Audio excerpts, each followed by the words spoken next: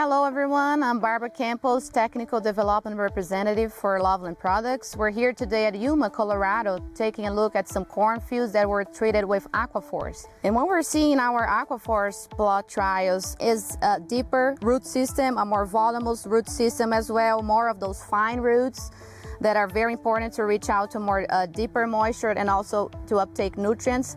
So this plant is for sure more resilient to what can come later in the season, especially think about reproduction stage where that water demand can pick up really fast. This is the time actually that the water availability will play a make or break in determining the final yield of that corn production field. Well, the corn silks, they are the pathway through which pollen will reach out to those ovals in the cob and form the kernels, right?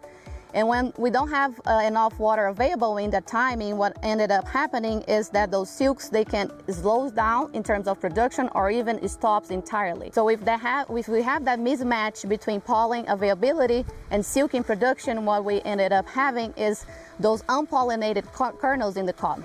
And what that leads us to is those missing kernels in the cob, and also is known as the tip back in the corn effect that we can see sometimes in the field, and that can dramatically affect yield in the end.